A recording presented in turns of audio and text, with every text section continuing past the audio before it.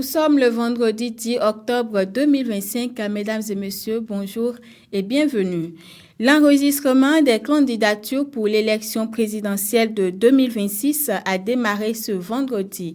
Il a été lancé par la Commission électorale nationale autonome Sénat, conformément au calendrier électoral publié le 11 août dernier. Cette étape marque le début du processus officiel de désignation des duos candidats à la magistrature suprême. La liste définitive des duos en lice sera connue le 14 octobre à la clôture de l'enregistrement. Le Bénin a célébré en différé hier la Journée mondiale des enseignants. Les manifestations se sont déroulées à Djougou en présence des ministres en charge de l'éducation, Salimane Karimou, Véronique Toinfodé, Éléonore Yahi Ladékan, le ministre conseiller Paulin Benou et des enseignants des trois ordres de l'éducation venus de divers horizons. La célébration a permis de rendre de vibrants hommages aux enseignants pour leur dévouement, leur engagement quotidien et leur contribution essentielle à la formation des citoyens de demain. Vous méritez d'être célébrés, a affirmé le ministre Salimane Karimou, chef de file des ministres de l'Éducation, au nom de ses collègues ministres.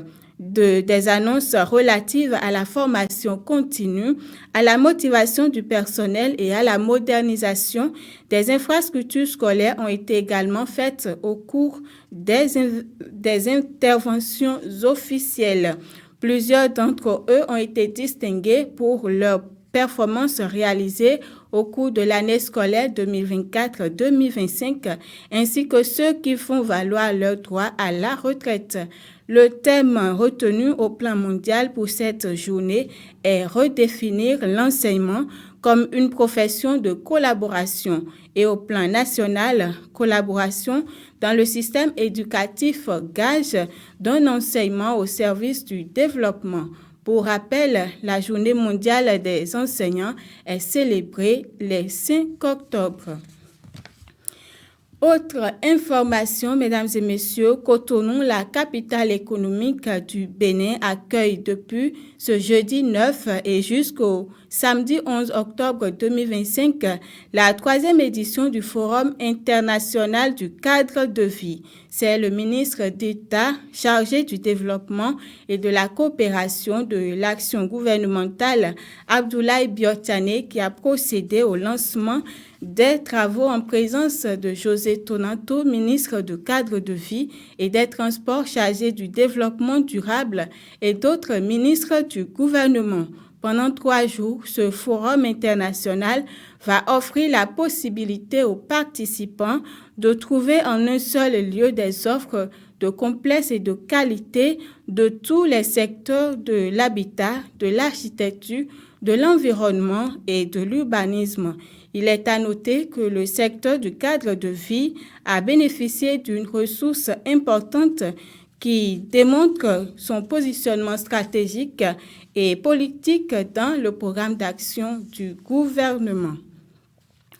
Le Fonds de développement des arts et de la culture FDAC a connu ses premiers bénéficiaires ce jeudi 9 octobre 2025 à Cotonou. Le ministère du Tourisme, de la Culture et des Arts, à travers l'Agence de développement des arts et de la culture ADAC, a procédé à la remise symbolique de chèques aux bénéficiaires du premier appel à projet de FDAC. Ainsi, le gouvernement a pu 42 projets culturels avec 823 millions de francs CFA. La cérémonie a eu lieu au siège de l'agence à Cotonou.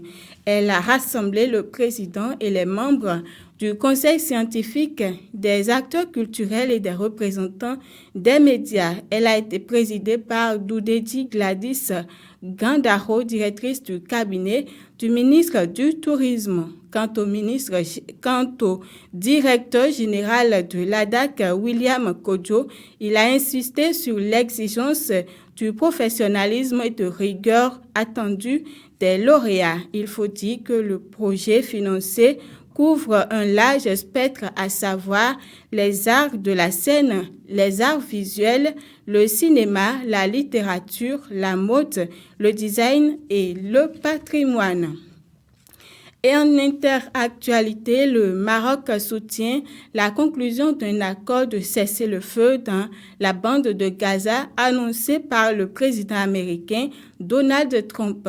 À travers son ministre des Affaires étrangères, le Royaume a appelé l'ensemble des parties concernées à respecter pleinement les termes de l'accord. Il a aussi souligné l'importance de préserver les vies humaines, de permettre la libération des otages et de faciliter l'acheminement de l'aide humanitaire, tout en réitérant son attachement à la solution à deux États.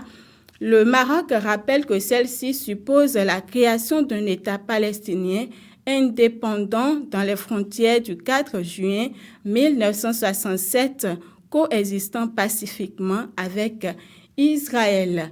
Ainsi s'achève ce point de l'actualité, mesdames et messieurs. Merci pour votre attention renouvelée.